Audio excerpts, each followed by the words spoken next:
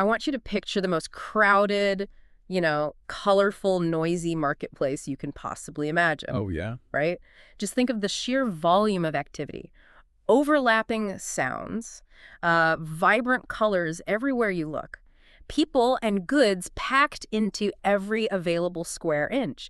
Do you have that image in your head? It's a state of total sensory overload. Exactly. And now, take that entire chaotic bursting at the seams scene and drop it entirely underwater, because that is a coral reef. And what is truly wild about this underwater metropolis is the math behind it. Reefs take up less than 1% of the ocean floor. It's a tiny fraction, yeah. Just a fraction, and yet roughly a quarter of all the species in the sea depend on them at some point in their lives. Which is exactly why they've earned the nickname, the rainforests of the sea. Right. They are the undisputed biodiversity hotspots of the ocean. But the mechanisms keeping that biodiversity alive, well, they are completely invisible to the naked eye. Which brings us to the mission for our deep dive today. We're pulling from a massive stack of recent marine biology journals, climate resilience studies, and field notes from coral restoration projects. Lots of really fascinating data. Oh, absolutely. And we are going to figure out what is actually happening scientifically when we read those, alarming headlines about reefs turning white. Right, the bleaching, yeah. We want to understand the bizarre microscopic architects that build these massive structures and the invisible partnership that powers them. So, okay, let's unpack this, because the central paradox here just blows my mind. It is pretty crazy. You have this massive underwater metropolis, right?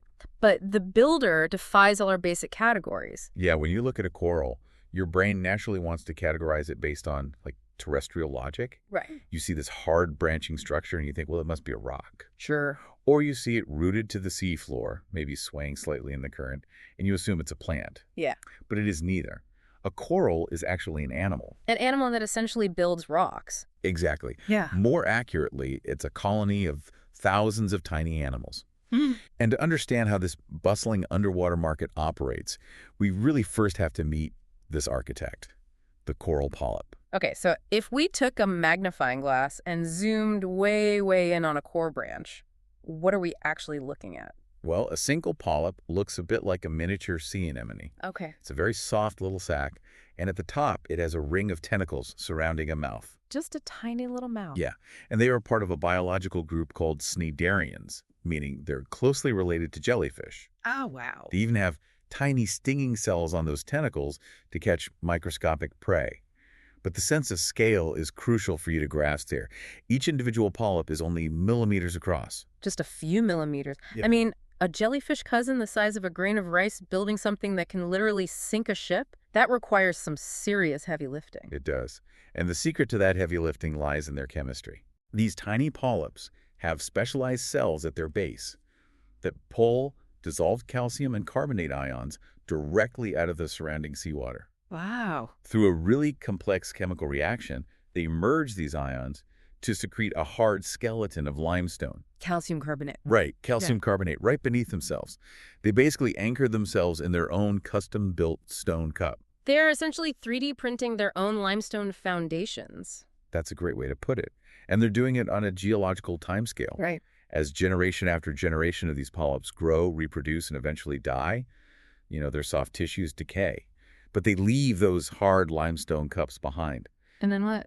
The next generation builds right on top of them. Yeah. So the reef itself is just the accumulated limestone of countless generations of these tiny polyps growing incredibly slowly upward and outward over centuries and millennia. I was thinking about how to visualize this for anyone trying to picture it. It's basically like a massive ancient apartment building. Oh, absolutely. But the living residents, the polyps we see today, The ones on the very top. yeah, they only occupy the penthouse roof. All the thousands of floors beneath them are just the empty, calcified apartments of past generations, stacked up over thousands of years. The living coral is really just this incredibly thin, colorful skin living on top of a vast graveyard of its own ancestors. It is. Yeah. And looking at that apartment building analogy, the scale becomes almost incomprehensible. Take the Great Barrier Reef off the coast of Australia. Right. It is the largest living structure on Earth. It's so massive, it can actually be seen from space. From space. Yep. Yet every single inch of that thousands of miles long structure was built, grain by millimeter-sized creatures over millennia. See, once you picture those tiny polyps doing all this work, a major biological accounting problem pops up. The energy cost. Exactly. Building structures visible from space requires a monumental amount of energy. Extracting minerals from seawater and synthesizing limestone isn't cheap, biologically speaking. Not at all. And those tiny tentacles catching floating plankton surely can't provide enough calories to fuel that kind of massive construction project. They fall far short. If the polyps had to rely purely on hunting with their tentacles, the reef would never be built. They just wouldn't have the energy. So how do they do it? This brings us to the secret at the heart of every reef. It's one of the most important partnerships in all of biology. Living deep inside the translucent tissues of these coral polyps are millions of microscopic algae. Algae, like tiny plant organisms living inside an animal. Exactly. Their technical name is zooxanthellae. Zooxanthellae. Yep. And what we're looking at here is symbiosis. For anyone who hasn't been in a biology class for a while, a symbiosis is a close, long-term biological interaction between two very different living things. Right. In the case of the coral and the zooxanthellae, it is a highly negotiated trade agreement. Okay, here's where it gets really interesting. Because Yeah. this is not just two things living near each other and hoping for the best. No, not at all. This is an incredibly efficient economic system. It really is. The algae, like all plants, perform photosynthesis, but they are running this photosynthetic machinery in absolute overdrive. Wow. They use sunlight to turn carbon dioxide and water into sugars and amino acids. But they don't just keep that energy for their own growth. They actually hand over up to 90% of that yield directly to the coral polyp. Wait, 90%? Up to 90%. I was thinking about this, and it's basically like having an internal solar-powered roommate who pays 90% of your grocery bill just in exchange for a safe place to sleep. That is exactly what it is. And that safe place to sleep comes with perks. In return for the food, the coral provides a secure, sunlit home right within its tissues. Okay. It also provides the raw materials the algae need to run that photosynthesis, Mm-hmm. specifically the carbon dioxide and nitrogenous waste that the coral animal naturally produces. So the animal's waste becomes the plant's fertilizer, Pres- which completely solves a paradox that always confused me. When you picture tropical waters where reefs thrive, you picture crystal clear, beautiful blue water. Yeah, that classic vacation poster. Right. But clear water is actually nutrient poor. It is. Clear water is clear precisely because it is devoid of the heavy suspended nutrients and thick plankton that usually cloud up richer, colder seas. Interesting. Normally, an animal trying to filter feed in that clear water would just starve to death. The corals bypass this problem entirely. They don't need the water to be full of food because their roommate is manufacturing it internally using the tropical sun. Wow. And because the coral doesn't need to hunt for most of its food, it actually evolved to be virtually transparent, right? To let maximum sunlight hit those internal algae. Yes, exactly. Which means all those brilliant purples, greens, and oranges we see on a reef. They are actually the plants inside. That is wild. You are looking straight through the animal's tissue at the pigments of the zooxanthellae. And that optical illusion, seeing the algae through the animal, is the absolute key to understanding the crisis we call coral bleaching. Right, bleaching. That's the term dominating the headlines in our sources. Since this algae partnership is the literal engine of the reef, what happens when that engine misfires? Well, this exquisite, finely tuned partnership has a severe vulnerability to heat. The chemical reactions that drive this trade agreement only function within a very narrow range of water temperatures. But ocean temperatures fluctuate all the time. Surely these corals have a buffer zone for a hot summer. I mean, they've been around for millions of years. You'd think so, but the buffer is actually incredibly slim. We're talking about a threshold of often just 1 or 2 degrees Celsius above their usual summer maximum. Just 1 or 2 degrees. Yeah, if the ocean water gets just that tiny bit too warm and stays that way for a few weeks, the entire relationship turns toxic. Why does just a tiny bump in temperature ruin the roommate agreement? Like, what is the actual mechanism breaking down there? It comes down to the microscopic machinery inside the algae.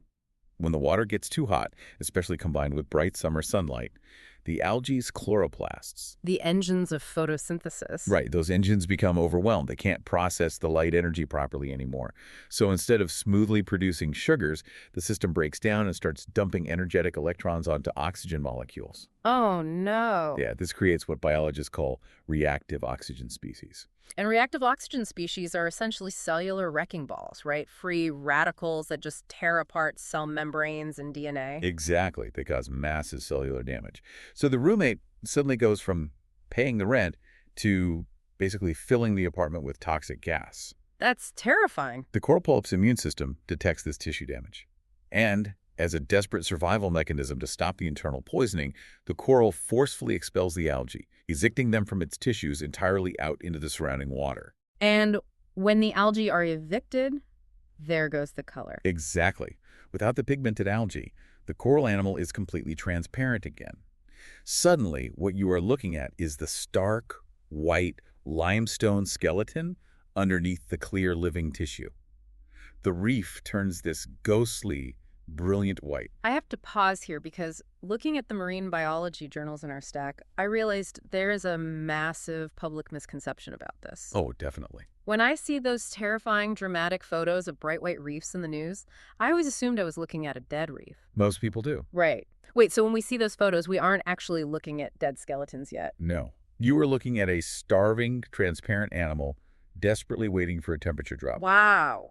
A bleached coral has evicted the partner that provides 90% of its daily calories. Yeah. So it is suddenly entirely dependent on whatever tiny bits of plankton it can catch with its tentacles, which, as we established earlier, isn't nearly enough to survive in clear tropical water. So it's a waiting game, a race against starvation. It is. If the marine heat wave breaks and the water cools reasonably quickly, the algae can multiply again and repopulate the coral's tissues. Okay, that's good. Yeah, the coral regains its color and its food source, though it might be weakened and, more susceptible to disease for a while. But if the heat stress drags on for too long, the coral's energy reserves just run out. It starves to death. And then what happens? The transparent tissue rots away, and algae turf grows over the bare skeleton. That is when the three-dimensional structure actually begins to crumble, erasing the shelter that thousands of other species rely on. So knowing that a bleached coral isn't dead yet and can recover if given a chance, the real crisis scientists are tracking isn't just the heat itself, it's the timeline. Yes. If we connect this to the bigger picture, the timeline is exactly where the greatest danger lies, and it's why the scientific literature is so urgent right now. We can look at the Great Barrier Reef for the most sobering data on this. Yeah, the sources outline a pretty grim recent history there. They do. The Great Barrier Reef has experienced repeated mass bleaching events, and they are stacking up. We saw major bleaching in 2016, 2017, 2020, and 2022. That's so frequent. And what alarmed researchers deeply about 2022 was that it happened during a La Niña climate pattern, which is traditionally when the ocean should be cooler. The core issue here is frequency. I mean, think about it like catching a terrible flu. If you get the flu once every 10 years, you are miserable for a week, you lose some weight, but your immune system fights it off and you bounce back to normal. Right. But if you catch that same terrible flu every 3 months, your body never has time to rebuild its strength. You exhaust your reserves, and eventually you just collapse. The frequency is what ultimately does you in. That cumulative stress model is exactly what the field notes describe. Corals are slow growing. A reef might need a decade or more to fully rebuild its energy reserves, grow new tissue, and recover its structural integrity after a severe bleaching. A decade? Yeah. So when mass bleaching events arrive every 2 or 3 years, the reefs simply run out of breathing room. And the underlying driver of this frequency is the gradual warming of the oceans. The baseline temperature of the ocean is rising. The floor is higher, so natural summer peaks easily punch right through that 1 or 2 degree danger threshold. The science linking rising ocean baselines to more frequent and severe bleaching is robust. It is straightforward thermodynamics. But the studies on climate resilience in our stack also focus heavily on the other side of the equation. Right. Reefs are under serious pressure, but corals are not entirely without biological resilience. Yeah, we are seeing evidence of some coral species and even specific individual colonies simply tolerating heat better than the coral right next to them. Researchers are actually finding heat-resistant strains of those symbiotic algae. Exactly.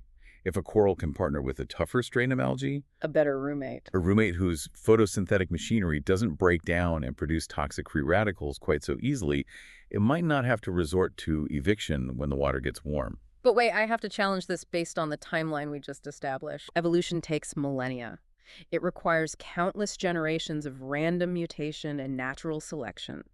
If the oceans are warming year over year and bleaching is happening every 2 years, how can a coral naturally upgrade its algae fast enough to survive the next decade? That is the ultimate bottleneck, and it depends on which organism we are talking about. The algae are microbes.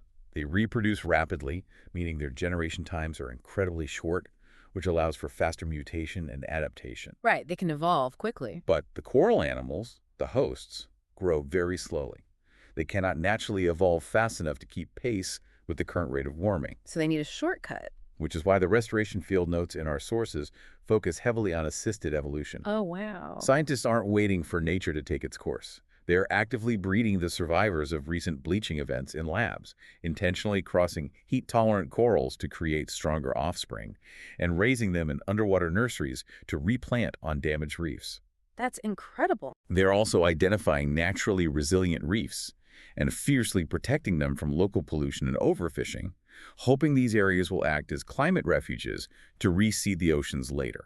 Although the sources are very candid that human interventions like coral nurseries are currently operating at small scales compared to the vastness of the global ocean, I mean, you can't farm your way out of a rising baseline temperature. No, you really can't. Assisted evolution and local protection, they buy us time, but they aren't a substitute for addressing the underlying warming itself. So what does this all mean? Why should someone listening to this deep dive, someone who lives in a landlocked city, who maybe never plans to visit the ocean or put on a snorkel in their entire life, Right. why should they care if this microscopic roommate agreement breaks down? Because the shockwaves of that biological breakdown directly impact human daily life across the globe. Let's just start with physical geography. Reefs act as massive natural breakwaters. They reduce the energy of incoming waves. Yes. So without that ancient limestone wall, coastal cities take the full unfiltered force of the ocean during a hurricane or a typhoon. Exactly. Coastal erosion and storm damage would skyrocket without them. Then you have global food security. Right. Reefs act as the nurseries and feeding grounds for a significant percentage of marine life. They support global fisheries that provide the primary source of protein for hundreds of millions of people worldwide. Wow. If the reef structure crumbles into algae-covered rubble, the fish lose their habitat, the fisheries collapse, and human food supplies take a massive destabilizing hit. We also have to factor in the economic shock. We mentioned the Great Barrier Reef earlier. The tourism drawn by the biodiversity of these reefs is worth billions of dollars annually. Absolutely. It underpins entire regional economies and supports tens of thousands of jobs. And beyond infrastructure, food, and economy, the marine biology journals point to a largely untapped frontier, the reef as a massive library of chemistry. The medical potential. Because a coral reef is such a crowded, highly competitive environment, these organisms have evolved incredibly complex chemical weapons and defenses just to survive. And we have barely scratched the surface of studying this pharmacological library, but the discoveries have already been profound. Like what? Consider a drug called cytarabine, often known as Ara-C. It is a cornerstone treatment for leukemia. Really? Yeah. That life-saving chemotherapy drug was developed by studying a chemical compound found in a sea sponge living in a Caribbean reef ecosystem. Or take the painkiller Prialt, which is derived from the venom of reef-dwelling clone snails. That's unbelievable. So an undiscovered cure for a severe human disease, a chemical compound we haven't even categorized yet, could literally be hiding inside a millimeter-wide animal or a toxic sponge off the coast of Australia. It could be. And we might lose it because the water got 2 degrees too warm and the food web collapsed. The stakes are infinitely higher than just losing a beautiful vacation destination. We are talking about the loss of biological heritage that holds solutions to our own survival. Bringing this all together, the next time you are scrolling through the news and you see an image of a coral reef, I hope you look past the fish and the pretty colors. Yeah. Remind yourself that you aren't looking at underwater rocks. You are looking at an ancient limestone city. A city built grain by tiny, soft animals over thousands of years. It was beautifully said. And it is powered by an invisible, highly negotiated solar partnership. It hosts a quarter of all ocean life, quietly protects human coastlines from storm surges, feeds hundreds of millions of people, and holds the chemical secrets to modern medicine. Understanding the mechanics of how it lives, how it extracts stone from water, how it trades sugars in the sun, and exactly why heat causes it to turn stark white. Yeah. That is the foundational step in caring about its future. It leaves you with a lingering thought, though. If coral reefs are essentially massive, collaborative cities built on microscopic partnerships that we only recently decoded, what other biological cities in nature might be hiding in plain sight? What other massive ecosystems are out there entirely dependent on invisible, microscopic collaborations that we barely even understand yet? Something to think about.